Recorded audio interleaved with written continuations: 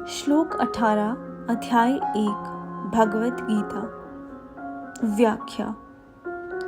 अर्जुन बोले, हे अच्युत, दोनों सेनाओं के मध्य में मेरे रथ को आप तब तक खड़ा कीजिए जब तक मैं युद्ध क्षेत्र में खड़े हुए इन युद्ध की इच्छा वालों को देख ना लूं कि इस युद्ध रूप उद्योग में मुझे किन किन के साथ युद्ध करना योग्य है।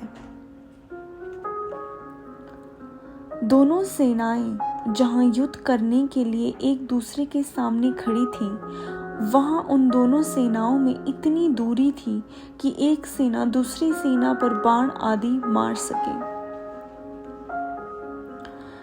उन दोनों सेनाओं का मध्य भाग दो तरफ से मध्य था।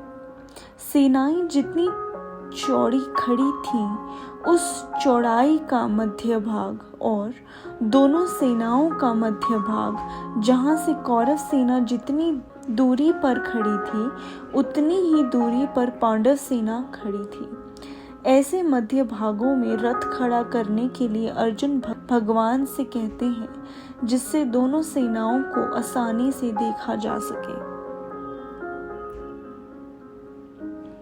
सेन योरु भयोर्मध्ये पद गीता में 3 बार आया है। यहाँ इस अध्याय के 24वें श्लोक में और दूसरे अध्याय के 10वें श्लोक में 3 बार आने का तात्पर्य है कि पहले अर्जुन शूरवीरता के साथ अपने रथ को दोनों सेनाओं के बीच में खड़ा करने की आज्ञा देते हैं। फिर भगवान दोनों सेनाओं के बीच में रथ को खड़ा करके कुरुवंशियों को देखने के लिए कहते हैं और अंत में दोनों सेनाओं के बीच में ही विषादमग्न अर्जुन को गीता का उपदेश देते हैं। इस प्रकार पहले अर्जुन में शूरवीरता थी, बीच में कुटुंबियों को देखने से मोह के कारण उनकी युद्ध से उपरति हो गई और अंत में उनको भगवान से गीता का महान उपदेश प्राप्त हुआ, जिससे उनका मोह दूर हो गया। इससे यह भाव निकलता है कि मनुष्य जहाँ कहीं और जिस किसी परिस्थितियों में स्थित है, वहीं रहकर वह प्राप्त परिस्थिति का सदुपयोग करके निष्काम हो सकता है और वहीं उसको परमात्मा की प्राप्ति हो सकती है, कारण कि परमात्मा संपूर्ण परिस्थितियों में सदा एक रूप से रहते हैं। दोनों सेनाओं के बीच में रथ कब तक खड़ा करें, इस पर अर्जुन कहते हैं कि युद्ध की इच्छा को लेकर कौरव सेना में आए हुए सेना सहित जितने भी राजा लोग खड़े हैं, उन सबको जब तक मैं देख ना लूं, तब तक आप रथ को वहीं खड़ा रखिए।